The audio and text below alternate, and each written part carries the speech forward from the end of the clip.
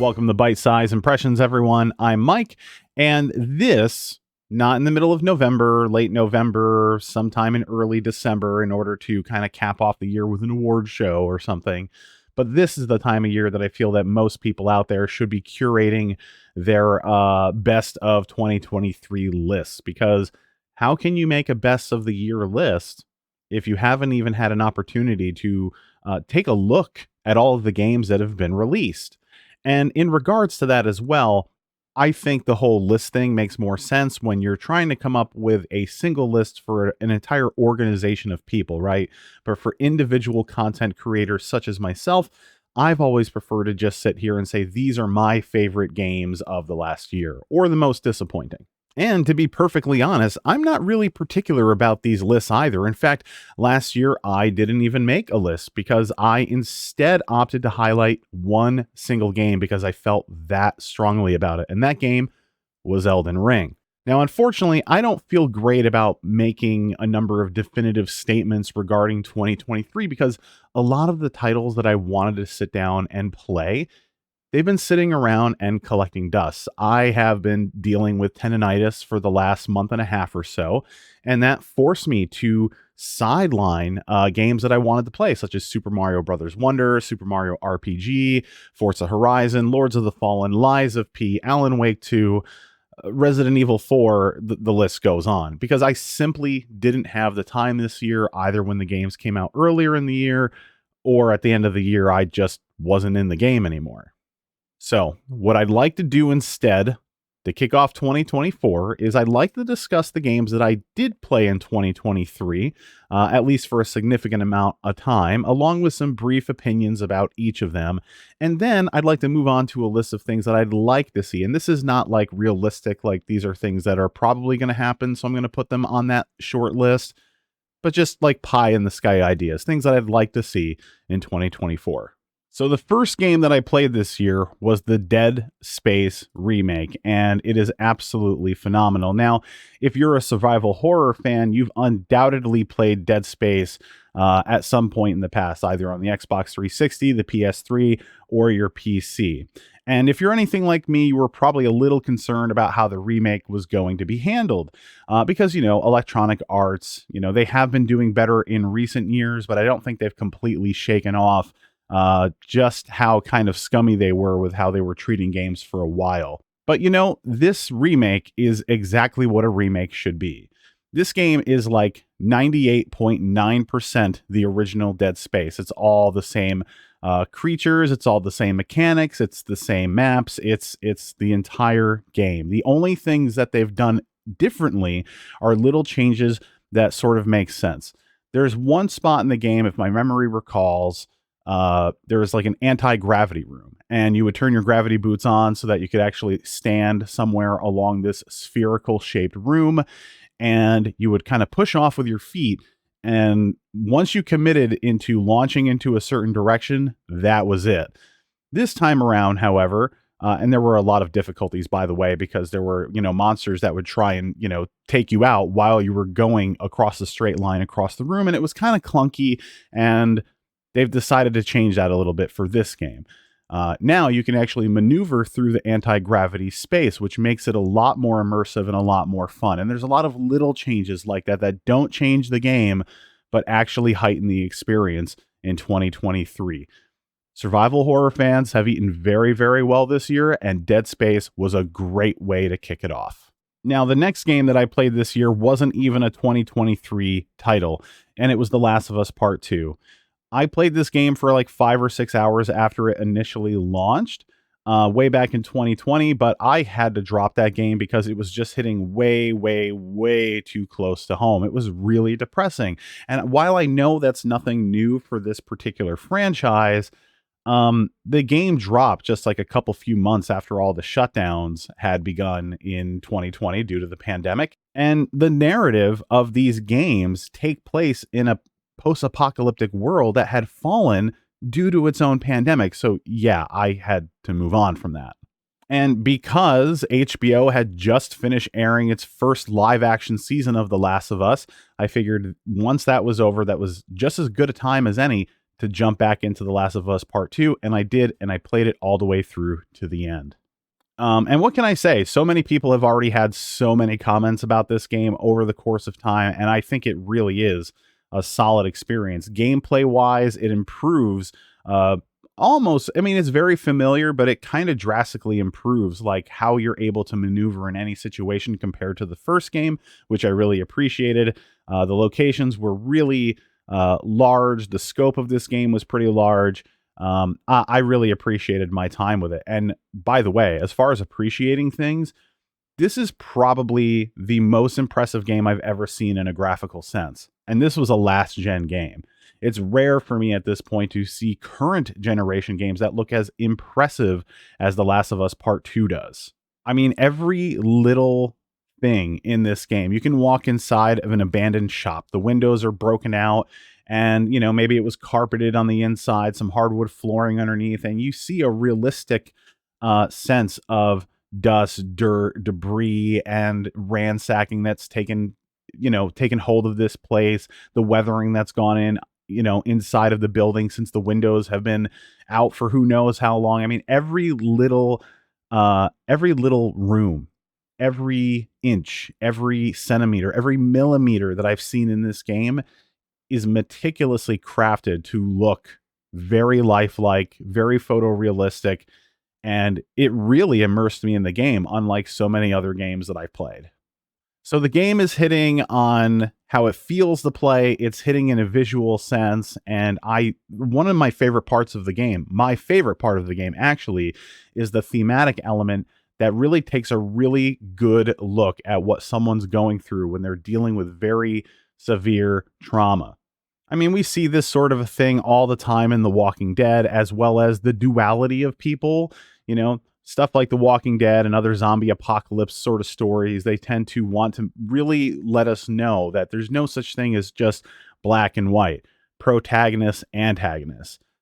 But it still comes off that way all the same most of the time in those stories, right? But in The Last of Us Part 2, the game really blurs the line between good and evil, good and bad, in a way that I've never seen before. What Naughty Dog have done here, as far as this thematic element, is absolutely incredible. My only complaint about this game is that in order to bring out that thematic element, they really had to bring everybody through the ringer in this game.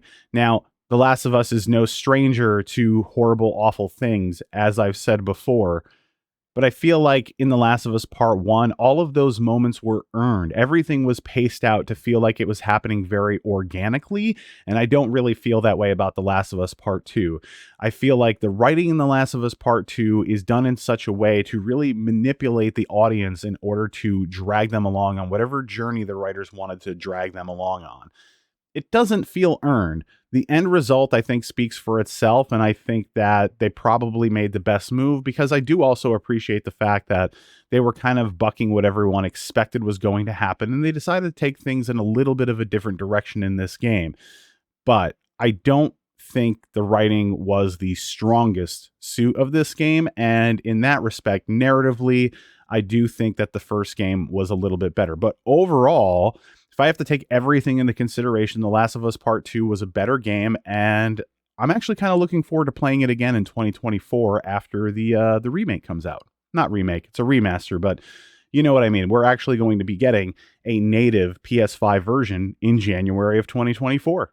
And the next game that I played in 2023 was Hogwarts Legacy, a game which had so much controversy prior to its launch, but all of that controversy, what did it amount to? Absolutely nothing, because not only did the game come out and sell a lot of copies, but last I heard, as of some weeks ago, it was on track to actually beat Call of Duty in sales this year. And I know there are some people that are like, Call of Duty, big deal, who cares? It is a big deal.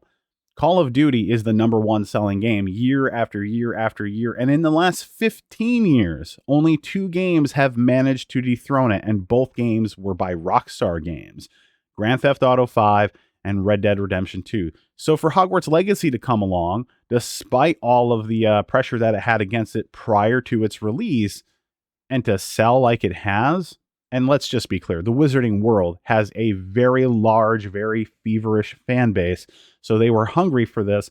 But the fact that it came out and everyone was gushing over how good the game is, and it is a really good game, by the way. Yeah, its success is well deserved, well earned. The inside of Hogwarts Castle feels alive, it feels magical, and it looks photorealistic. And there's things and characters all over the halls, all outside the grounds as well, and it really makes this come to life in a way that I've never seen in any form of media before besides the films. And the story's decent. It could have been better, but if you want to really feel like a student at Hogwarts Castle, that's having your own sort of an adventure way before Harry Potter and his friends came along, this game is a dream come true. My only nitpick is that, like, once you leave the castle grounds in its entirety and you start to fly across the world on your broom and visit all these other locations, the world feels kind of empty. There's a lot of like puzzles and things to do, but as far as coming across random NPCs and getting quests that way, like, there's really nothing going on outside beyond the castle for the most part. There's some areas that are, highlighted on the map that you'll go to, like Hogsmeade, and those are also meticulously crafted, but I don't know. I would have liked to seen a little bit more liveliness in the world in that respect. I feel like that was kind of not given the same care or attention to detail as Hogwarts and its grounds did. For example, like, once you go into the woods, right? Like, if you've read the books, if you've seen the films, like, the woods end up getting very deep and very dense and very claustrophobic feeling, and very dark and scary. And there's a very dark and scary part of the woods in this game, but it seems really, really tiny compared to what I was expecting. So these are all minor nitpicks, though. All in all, Hogwarts Legacy was up there as one of my favorite games in 2023, but it wasn't my top one or potentially top two. God of War Ragnarok was another game that was not from 2023, but it launched in just right before that in November of 2022.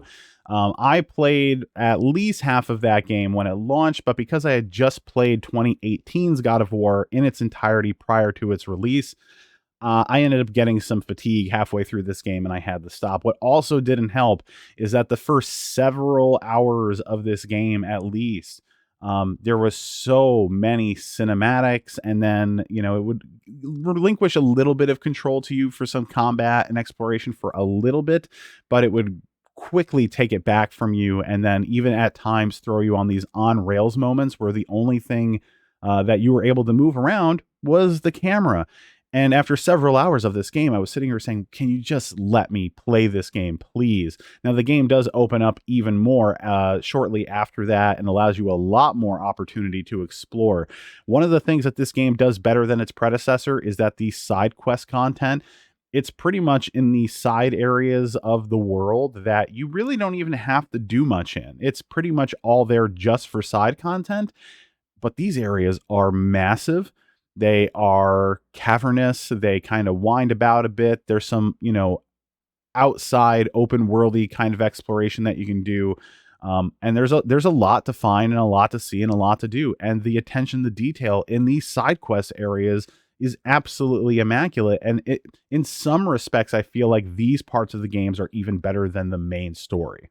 But speaking of the main story, the narrative this time around is absolutely fantastic. The cast of characters are really good. Odin, Thor, they're great antagonists.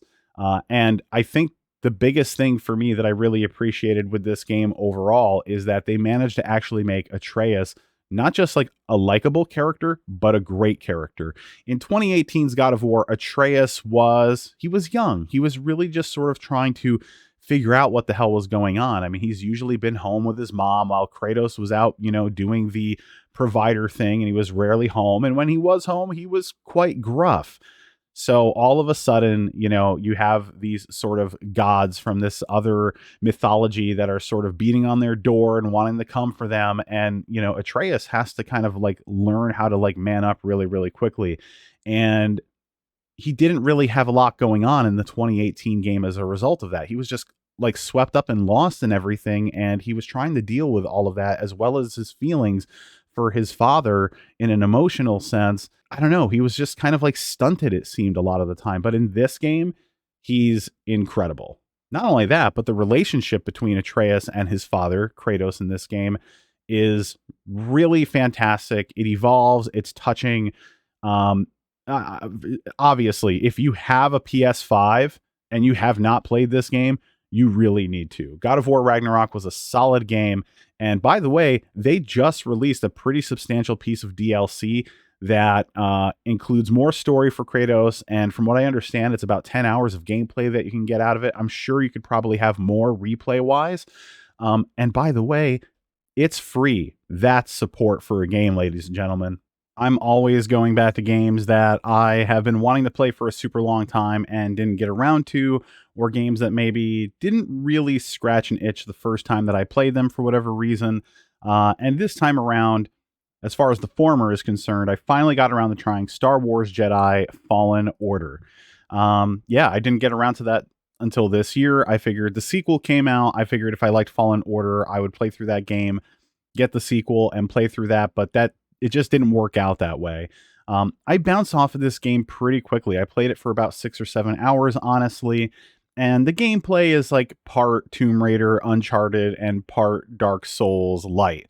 And while the end result, at least from what I've seen, really isn't bad, I think it's actually a pretty solid Star Wars game.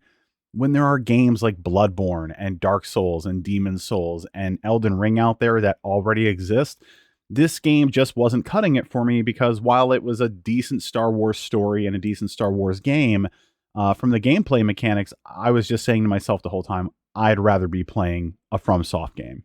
So I was actually really concerned about this next game, which is The Legend of Zelda Tears of the Kingdom. And the reason why is that when Breath of the Wild came out back in 2017, I had a really good time with it, but I did have some criticisms. There was a lot to really appreciate in the freedom that they gave you in that game, and that you could really just do anything you wanted whenever you wanted. But being that it was Nintendo's first truly open world game in the way that most of us gamers know an open world game to be, um, there was a large portion of it that felt really hollow and really empty. You have this great, big, vast, wide open world. And unfortunately, there wasn't really a lot going on out in that world. So I was kind of disappointed. And I said to myself, this is a really good start for Nintendo and for the Zelda franchise, but they haven't arrived yet. And let me tell you, Tears of the Kingdom, I feel like we have finally arrived. I feel like Nintendo really nailed it. Tears of the Kingdom was so much more enjoyable than I had anticipated. As far as things happening in the open world, you do come across more NPCs. You do get more quests from them. You do have more objectives as you go from point A to point B on the map. And you can just get lost in doing all the things that you see in the distance. I don't know how many times I was saying to myself, I'm going to go do this in the game now, but I got sidetracked 4, 5, 6 different ways as I was traveling to my location, and I just sometimes wouldn't even get to the location that I intended to. And this is a massive game. So Hyrule does feel like it's got more going for it this time around, but it's not just Hyrule. It's still the very large, huge Hyrule that you know from Breath of the Wild, with some changes since some time has passed since that game. But there's an entire underworld deep in the depths below Hyrule that's just as large as Hyrule itself for you to explore. And it's a completely different animal, a completely different beast, and that adds so much replayability to the game right there. And then you have everything going on in the sky. And of course, the one thing above all else that made Tears of the Kingdom so much better than its predecessor was the fusion ability that Link gets in this game. The ability to take anything in the environment and turn it into a number of things, like really your imagination is the limit in this game. It turned the entire game into a virtual playground. And I don't know what they're going to do for the next Zelda game, but fusion has to be a part of it or something similar. Otherwise, I don't even know what they're doing. For me personally, Tears of the Kingdom was probably my personal favorite game of the year.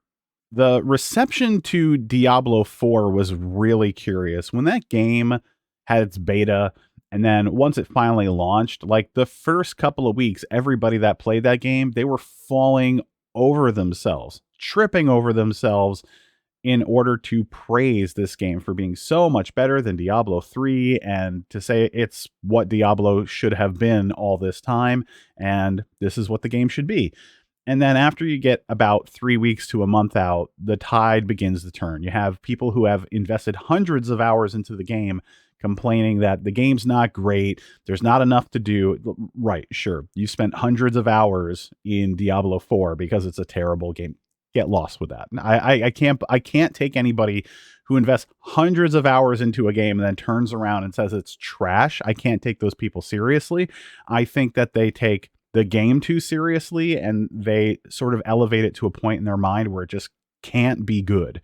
It doesn't make any sense to me, but Diablo 4, when I played it, it was solid. I do think it needed to have some balancing stuff happening, and that several months out from launch, the game would probably be in a much better state. But I didn't have a bad time with it at all. I just wasn't in the mood at the time when it came out to dive into that deep of a game with that much gameplay, because I had COVID at the time, so I was kind of sticking to things that were a little bit more smaller and easier to chew on. But Diablo 4, from what I understand, is quite a bit better than it was at launch, and I'm looking forward to potentially getting back into it and playing it through in its entirety in 2024. So this isn't really a newer game per se, but it did have a release this year, and I'm talking about Kirby's Return to Dreamland. It's a remaster of what's, in my opinion, the best Kirby game of all time. And I know Kirby is not everyone's cup of tea. It's a super, super, super easy gaming franchise. But if you like the cuteness and you just like having fun, Kirby is that game. Some would argue that a remaster of a Wii era video game title isn't worth full price, but I'm happy to have this game on modern hardware that I can take with me on the go if I want to. I mean, it's just a really great sort of a game to play in between all the hardcore games that come out all the time. And being that it's my personal favorite Kirby game of all time, this was just a stellar release for me this year. The next game is also an older game. Surprise, surprise. We do have a running theme here, and that is What Remains of Edith Finch. I have been meaning to get into this game for years, and I've managed, surprisingly, after all this time, to not have anything about it spoiled for me. But I finally got around to it in the latter half of 2023, and despite only being like 2 hours or just a little over 2 hours to play through, the cleverness of the game's environmental hook and the emotional resonance of the story, this definitely ranked up there as one of the most enjoyable and memorable experiences that I had with gaming in this calendar year. And earlier this year, I didn't play it through to completion. I played about 3/4 of the game, but I did go back to play Oxenfree. The sequel came out this year. My intent was to play through Oxenfree and then play through the sequel, but then a bunch of games started dropping and I kind of ran out of time, so I didn't really get around to it. But Oxenfree, when that game first came out and I got around to playing it, like What Remains of Edith Finch, the game surprised the heck out of me. It's only a few hours long, but if you like narrative-focused games, if you like a little bit of mystery, go into this game cold and play it, and I think you're going to be pleasantly surprised. Starfield. Oh, Starfield. Skyrim is my favorite game of all time, but I haven't really enjoyed much out of Bethesda since. I did like Oblivion. I do like Morrowind. Fallout 4, in my opinion, though, was really lackluster in my opinion, and this game is even less enjoyable. There's empty planets. There's no real sense of exploration. There's loading screens all over the place, but like I was profoundly bored. And I know a lot of people are sort of arguing online in recent times regarding the quality of this game or not. Because when the game came out, and it is kind of funny, when the game came out, people were falling over themselves. I know I've said that a couple of times in this video about other games already, but people were really going out of their way to say, this game's great. I love this game. It's fantastic. It's everything that I could have hoped for. And then now that we're a few months removed from the game's launch, the tide has turned. The game has a majority of negative reviews on Steam. And the overall perception of this game out there from gamers in general is that it's just not good. I think there's a lot of stuff in Starfield that you can appreciate, but what really draws me into Bethesda's open world games in the first place is that I can just get dropped into that game world and explore to my heart's content and have it be a pretty seamless experience.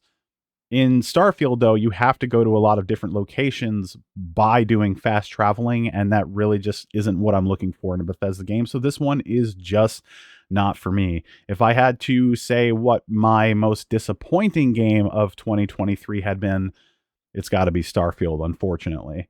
I'm hoping that the Elder Scrolls 6 can come out and really do for me again what Skyrim did, but I don't know. My faith is a little shaken in Bethesda at this point. We're just going to have to see. Marvel's Spider-Man 2 is a game that many people were waiting for. I mean, I think 2018 Spider-Man is probably like the most popular, best-selling PlayStation exclusive title of all time. So Marvel's Spider-Man 2 was going to be an absolute massive success no matter what. Now, at this point, because of the tendonitis kicking in, I only made my way through about 3/4 of the campaign, but this is definitely up there as one of the more fun games that I've played this year overall. That said, I do think that while a lot of gameplay components in this game are better than 2018 Spider-Man, I do think there's better variety in the side content, for example, which really does help to keep the game more fun, like more consistently overall. But I think as far as the narrative, I think as far as character development is concerned, this game, Spider-Man 2, is way weaker than the 2018 game. 2018 Spider-Man was a bit more measured with its pacing in every respect, but this game feels wildly uneven, and it's more concerned about getting to the action than telling a serious story that you can really get invested in. You know, we really didn't have any real ties with Harry in the first game. I mean, he was in there sort of, but not really. This time around, he's seemingly doing better. He's a major part of this game. And right off the rip, we're supposed to really care about this character. And we don't. And I think they knew that making this game because they gave us a couple of flashbacks with Peter and Harry, as well as a couple of moments where like you're riding bikes through the city with him. And unfortunately, that doesn't equate to emotional resonance when you're talking about characters and the bond that they have. So this game is really more about being like a playable, fun comic book, period. And that's not necessarily a bad thing. I think everything that's happening with Venom, I think all the major set pieces in this game, it's a really wild ride. The stuff that I'm complaining about here as far as the narrative, as far as character development, it didn't ruin my enjoyment of the game overall, is what I'm trying to say. And I would still say that anyone who owns a PS5 should buy and own and play this game. Now, anytime I sit down to game and I'm really undecided on what I want to do, Call of Duty has always been like my stopgap game. Don't know what to do? Call of Duty. I'm bored and I don't really feel like sitting down and playing a lengthy single-player campaign for whatever reason. Call of Duty. It's a great game. I mean, you can sit down and you can play it for 5 minutes or 5 hours if you want. It doesn't really matter. And for me, it never gets old. I know not everyone feels that way, but enough people do because it sells incredibly well year after year after year. Now, because Modern Warfare 3 didn't come out until the end of the year, I played a lot of Modern Warfare 2 in this past year, and it's a great time, and I loved every minute that I spent with the game throughout the course of this year. By extension, Modern Warfare 3 is also a lot of fun. I didn't really get to play it that much because, again, the tendonitis stuff, but once I'm able to play that game with a bit more regularity, I won't mind diving in headfirst all over again, because despite the troubles that this game had with its development and how it's kind of questionable about the content that came out with it, I still think it's a lot of fun and I still think it's really worth playing. That said, I do think that last year's Call of Duty Modern Warfare 2 was a bit better in pretty much every respect. Now, as I said with Spider-Man 2, I didn't get to finish that game because of what was going on with me, and I still wanted the game. So I was thinking about what can I actually do, or am I just kind of screwed? And some of you might yawn at this. Some of you might be like, oh, okay. But the games that really saved me in the last couple months of the year were American Truck Simulator and Euro Truck Simulator 2. Now, I've already owned both of these games. I've already invested quite a bit of time into American Truck Simulator over the years. American Truck Simulator is the game that got me to buy a wheel to play with on my PC. It's sitting here in front of me right now. I started by playing American Truck Simulator with a controller back in the day just to try it out. It was on sale. The game was stupid cheap. And I was like, you know what? Throwing on some music and just doing a drive? That's pretty chill, pretty relaxing, and I like this because I genuinely enjoy driving out in the real world. So I figured maybe I should just buy a wheel because I bet you the experience is going to be 100 times better than even with a controller. And it was, and I've never looked back. But because of all the games that come out every year and all the games that I want to get to play, I don't make a lot of time in my schedule to play these truck sim games. But because I've not been able to grip a controller and mash buttons or triggers and like wildly fluctuate my thumbs on sticks, I can just rest a hand on a wheel and just drive really chill, really low key, and have a good time. So for anyone who's headed over to the Twitch channel in the last couple of months and you've seen me playing a lot of truck sims and you thought that's all I play, it's not. It's just all I've been able to play. That's going to be changing on the channel very soon. I do want to start working my way back into gaming without doing things that are going to be like wildly difficult for my hands. I'm thinking turn-based RPGs are probably where it's going to be at, and I'm probably going to be starting the new year, hint, hint, with Super Mario RPG. And as a matter of fact, by the time this video is posted, I may already be playing that on my Twitch channel, but you could probably see videos of that on the YouTube channel here in the not-too-distant future as well. But yeah, if it wasn't for American Truck Simulator and Euro Truck Simulator 2, I don't know where I would have been. You know, like gaming is really important for me. It helps me to kind of set things that are happening in my life aside and just sort of have a good time. And if it wasn't for these games, I don't know. The end of my 2023 would have been much more miserable without them. Now, there's a couple of things here in 2024 that I want to see. And this list is pretty short, but number one, there's been rumors for so very long, and then it's been debunked, but then rebunked, and then if rebunked is, you know what I'm trying to say, right? I want to see either just an update to Bloodborne on the PS4 so that the game can run at 60 frames per second, or maybe even on the PS5. Or perhaps I would like to see a remaster or a remake in the style of Demon Souls for Bloodborne, because Bloodborne is my favorite Soulsborne game of all time. And the fact that that game, while it's a fantastic game, Bloodborne was my favorite PlayStation exclusive during the PS4 era. And the fact that it didn't even run at like a stable 30 frames per second and kind of looks a little choppy at times, it's criminal to me. And Sony and From Software need to get together and they need to do something about this, and they need to do it soon. Another thing that I'm really excited to play, because I do think it's going to be coming in 2024, is the expansion. The extra content that's going to be coming to Elden Ring. They've been working on it for quite a while. It seems like it's going to be pretty substantial. So I'm definitely looking forward to that. I know it's probably going to be quite a while before we've seen this, but considering my disappointment with Fallout 4, with Starfield, apparently like a remake slash remaster, probably more of a remaster for Oblivion is being worked on. And I hope that's something that comes out in the next calendar year.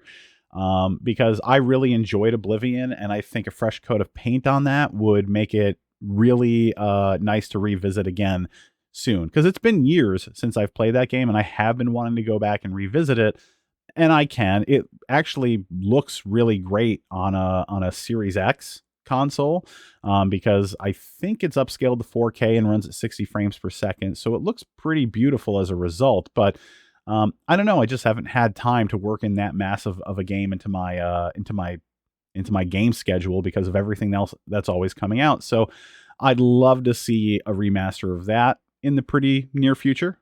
And the next thing that I'd really like to see in the next year in games is, it's probably not going to happen. We're probably not going to see this for a while. But I want to see more AI driving systems in games, right? When you have large crowds in a game, you know, they have to pretty much be programmed, each of these NPCs, to behave a certain way. And because a developer is not realistically going to sit there and code each and every single one of these things so that they're truly unique and help to make the open world that you're in feel that much more alive, AI can really help to make things like that in a game seem all the more realistic and to make the games more immersive. So I want to see a bit more reliance on that. I think of games like Assassin's Creed Unity, where they really wanted to go for really dense crowd populations and to make that a truly living, breathing version of Paris, right?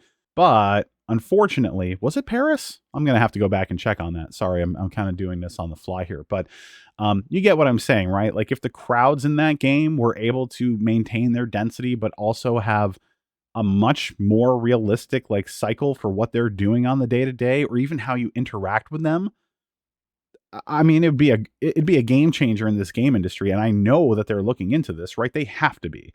They have to be. You know, games over the course of time have always made themselves look better and run nicer, right? They're always looking to achieve photorealism in a lot of these things, but that's not what needs the change in gaming so much. We're at a point where there's only so much that you can do now to games graphically to make them that much more appreciable. The AI driving the NPCs in the game, it has to get better. It has to change. And that's something that I hope we really see the turning point on in 2024. And one last thing, too, that I'd like to see in 2024. This makes me really upset because every single popular game that was exclusive to the Nintendo Wii U has already been ported over to the Switch, except for 2 games. Wind Waker HD and the Twilight Princess HD releases. Wind Waker HD, when that came out, totally transformed my opinion about that game. I was enjoying it back on the GameCube when it first came out, but there were some things about that game, like it looked great, but it didn't quite look as cartoony. You know, you could still tell it was really video gamey, but the HD like remaster of that game really sells it. It's a gorgeous looking game. And there's a whole component in the original game, like near the end, where you have to sail all over the place to find all these different pieces of Triforce. And it went on for way, way, way, way, way too long. It felt like filler for them not having like the extra dungeon or 2 that they initially wanted to have in that game. And they've truncated that in the HD release. They've made it so that you didn't have to waste all that time. They figure a leaner game is more important than a longer game. And the game is so much better as a result of it. And at this point, it's probably my favorite Zelda game of all time now. So I want to see that ported to the Switch. I don't know what's keeping them. I don't know why they're holding on to it for this long. We've had Zelda anniversaries, substantial ones, come and go without any fanfare. You know, one year Mario had a anniversary, and so they did like a 3D All-Stars collection with all those games. We figured they'd probably end up doing something similar for Zelda, and they would package Wind Waker HD and Twilight Princess HD into a single cartridge and release them for the Switch, but it just hasn't happened. Nintendo, please make this happen, will you? And that's it. That was my 2023 in gaming. This is not your typical games of the year list that most people out there are making, but as I said before, I couldn't in good faith sit here and give you a rundown, a list, when there's so many games that I wanted to play that I couldn't get to. And I know I haven't mentioned Baldur's Gate 3 in this, but I'm not personally sure if that's a game for me. I know in my heart that it probably deserves all of the quote unquote best game of the year awards that it's been getting, just based on everything that I've seen about it, I've heard about it, I've researched about it. It seems like it's a genuinely incredible game. But I didn't get around to playing it. It's not on my radar to play it at this time, but that may change. And if I do, I'll certainly let you know about it. Anyway, if you like this video, be sure to like the video. Be sure to subscribe, hit the notification bell so that you know new videos are posted when they are. And you can catch me on Twitch on Byte-Size Impressions, all one word, on Twitch every Monday, Wednesday, and Friday at 8 p.m. Eastern Standard Time. Hope to see you all there. And until next time, take care of yourselves.